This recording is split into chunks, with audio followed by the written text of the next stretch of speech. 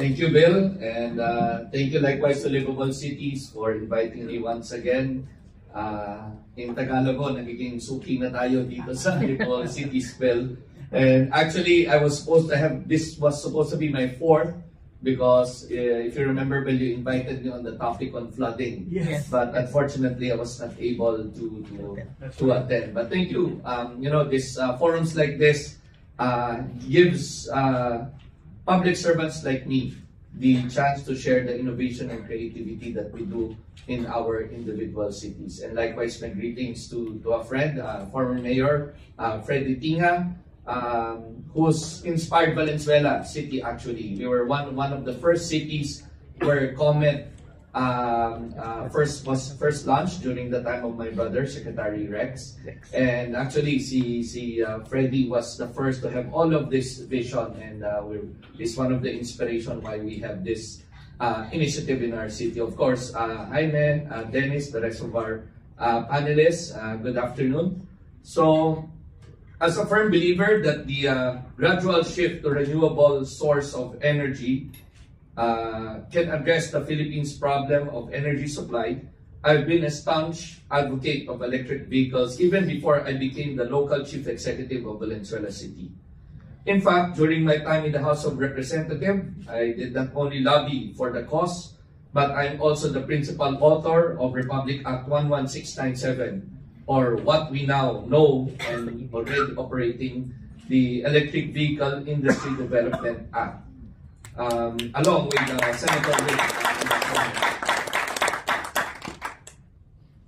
And this law lays the groundwork for the comprehensive roadmap for the electric vehicle industry and EV infrastructure, and offers incentives to accelerate EV adaptation, as well as aims to create potential job opportunities for local skilled workers and reduce nation's dependency on imported fuel. Back then when I was in Congress, it was so hard to lobby on a matter that not even all congressmen understands. So it's just so happened that I have a brother in Senate. Both of us were staunch advocate of this bill. And back then, we've been doing our research in the committee level and seen that other neighboring countries such as Thailand, Indonesia, even Hong Kong or China has been growing fast. No? In short, they already have the EV law way before, and we are actually late already. But pandemic actually came in. That was the same time we were fighting for this law. And unfortunately, the original version of my law actually has tax exemptions or for the importation, 100% tax exemptions for the importation of vehicles. And I remember correctly as well, I was fighting for the gas stations operators that they also get incentives whenever they put charging stations in their gas stations. But back then, the government needs funding. We were facing a pandemic. So it was slashed by DOF, but I'm very happy that despite of this all, it was passed into law. So now, as a first-term mayor, it is my ardent desire to transform Valenzuela City and be known not only as an industrial city, but also a livable city. I am therefore in relentless pursuit to innovate and introduce initiatives that will move us closer to our goal and make our dream a reality, including the use of EVs in Valenzuela. And what better way to publicly manifest our serious commitment to this cause than to start in our police vehicles, one of the powerful symbols of our public safety and security. The advantages of this monumental shift can be encapsulated in the words AIR. So first, advance peace and order, driving harmony on every road. Disclaimer lang ho, no? So I was not allowed by COA to announce yet the brand of what the city will be purchasing, as we are ongoing right now, the bidding process, etc., no, the paperworks. But just to let you know also that I'm very fortunate enough to be invited in the same hall upstairs, because Valenzuela City recently partnered with AC Health to manage our new medical center. So medyo siguro na nagigets ko na I hope that I will be given the opportunity once again to be invited in this beautiful building. You know who owns this building, for maybe a signing ceremony one day. So anyway, for a community to thrive and feel secure, it is vital that our police officers are empowered with the resources they need to perform their duties effectively. Providing them with essential tools, such as reliable vehicles, ensures they can respond swiftly during emergencies, safeguards our families, and actively deter crime through a strong visible presence. Currently, Valenzuela has 535 dedicated police officers and using 62 internal combustible engine vehicle to patrol our city, serving a population of 850,000. While their efforts are commendable, we recognize the pressing need to do more and improve their equipments. It is against this background that we have allotted 75.7 million, close to 80 million for the procurement of 41 units of electric vehicles, majority of which will be assigned to the Valenzuela City Police Station, as we aim to be the first LGU in the country with the most number of EV police cars and the most number of EV charging stations throughout the city.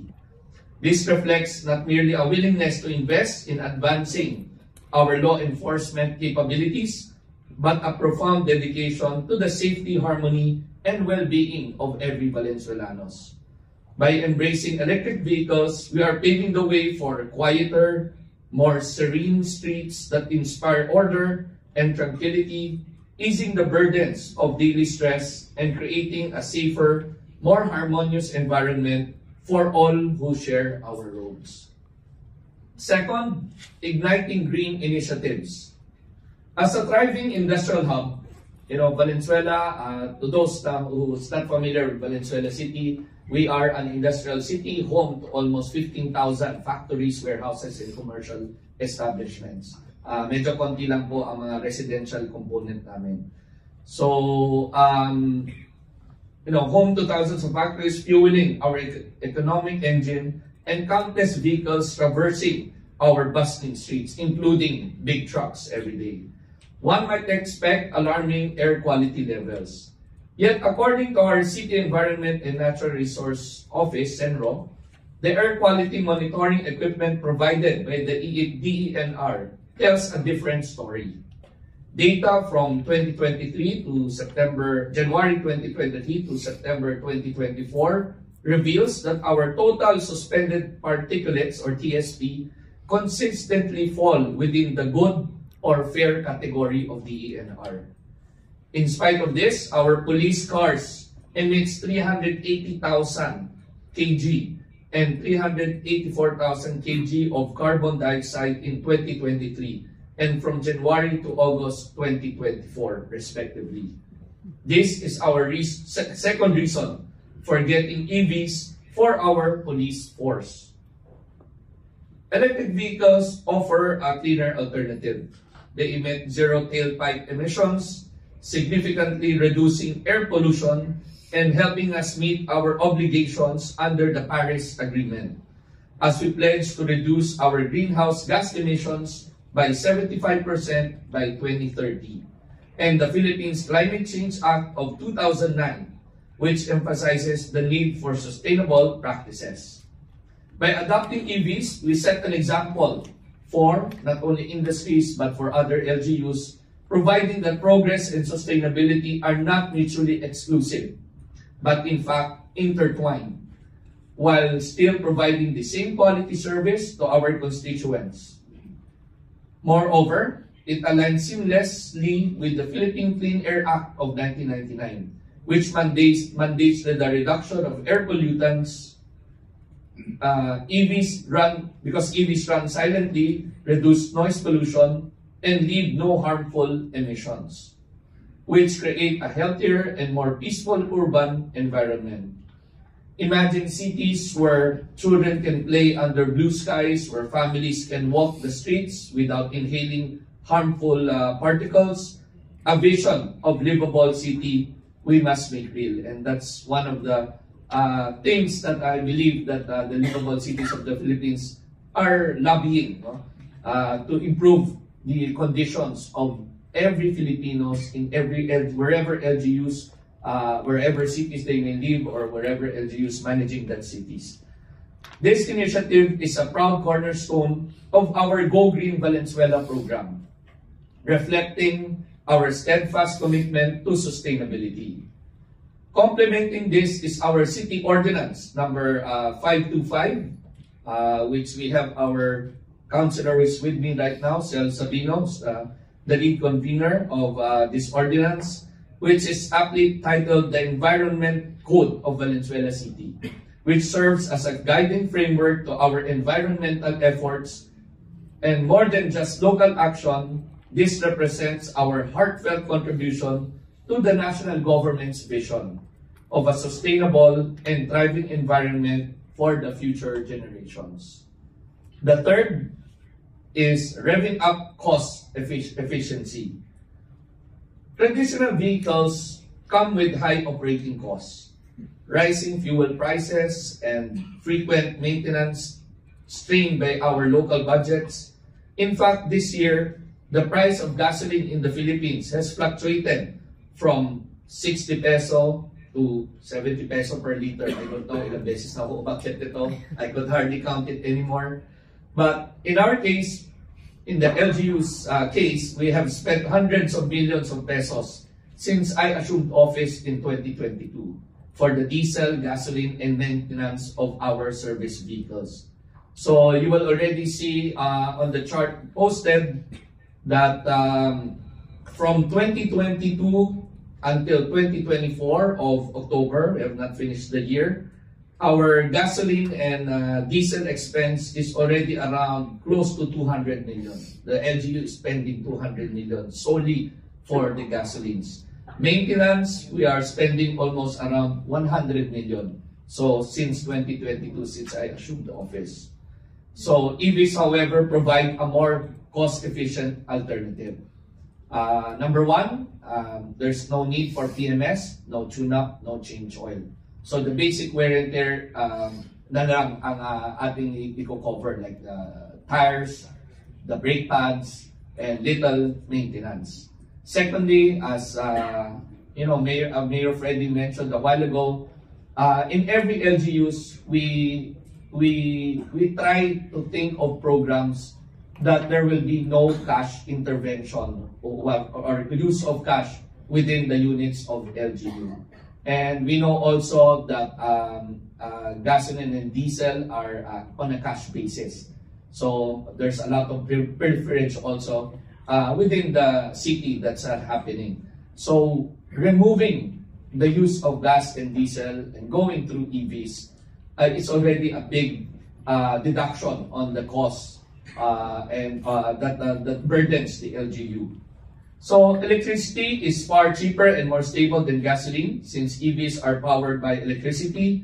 The same is far cheaper per kilometer than gasoline or diesel. Moreover, EVs do not need PMS aside from a few usual wear and tear, like what I mentioned already. EVs also have fewer moving parts that eventually fail and need to be replaced, which reduce the frequency and cost of repairs. As EVs use a simple one-speed transmission, wear and tear items like spark plugs, valves, and other parts, EVs are less expensive to maintain than their internal combustible engines counterparts. So basically, these savings can be redirected to critical areas like healthcare, education, and public infrastructure, allowing us to serve Valenzuelanos better. So as a closing, by aiming to be the first LGU in the Philippines with the largest fleet of EV police cars and the most extensive network of government and public charging stations strategically located in NLEX, MacArthur Highway, and Mindanao Avenue, we became torchbearers for hopefully torchbearers for the country. Wala namang hong, anthem. We still don't know who will be the partner of Valenzuela City. So it's just a rendition for visual purposes. Naman agad ako to pwede. O what, tumawag sa ating agad. I think we have to change slide to our map. Diyan na lang tayo mag-concentrate. So, okay, so what we plan to do is, as you can see in the map, this is the map of Valenzuela. And luckily, Valenzuela, I think, is one of the a few cities in Metro Manila who has what we call 3S Center, or our mini government centers. So out of 33 barangays, we have 28 3S centers or mini government centers. So that's an advantage already because they're existing. It means may power source tayo doon, no? And it's already running. So we've studied that the critical areas or the most lucrative area where police can work around doing their duties. Remember, police cars are 24/7, being shifted by 2 or 3 teams but using the same cars, no? So we will be installing 7 AC charging stations on the one on the red, no? On the red, and then this will be used by the police and government vehicles, no? And we will be installing 3 DC charging stations open to the public. And the location of these blue DC charging stations are first along NLEX within Valenzuela exit for those going to the north. One will be in City Hall. The NLEX is the one what we call one command center. I'm building a new command center. It's right beside Valenzuela exit. Next is in City Hall, which is along MacArthur Highway, and then the third one will be additional one in Mindanao Avenue, where the future subway will be. So we'll be putting up 1 public charging station there. And actually, I think we're missing one out because SM already has a charging station operating right now. So there will be 4 public charging station and 7 government charging station, making Valenzuela the city with the most number of charging station. So this is just the beginning of a transformative journey by strategically placing charging stations near major thoroughfares and vibrant urban centers. We are promoting the use and making the transition of electric vehicles effortless, convenient, and accessible to all. Anyway, before I end this message, by putting up charging stations around Valenzuela City, we're also promoting the use of EVs, no?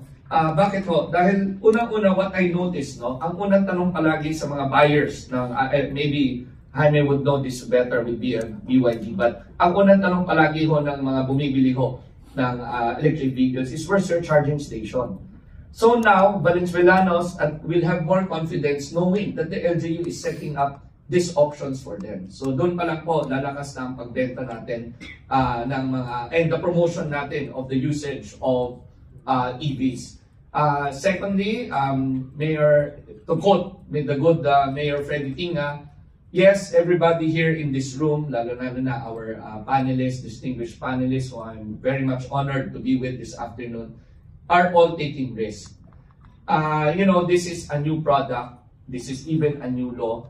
This is even not yet tried and tested by other LGUs. I think Makati bought 4 units, no? And other similar to corporate companies like NLEX. I've been seeing them in NLEX using a couple of BYD's vehicles.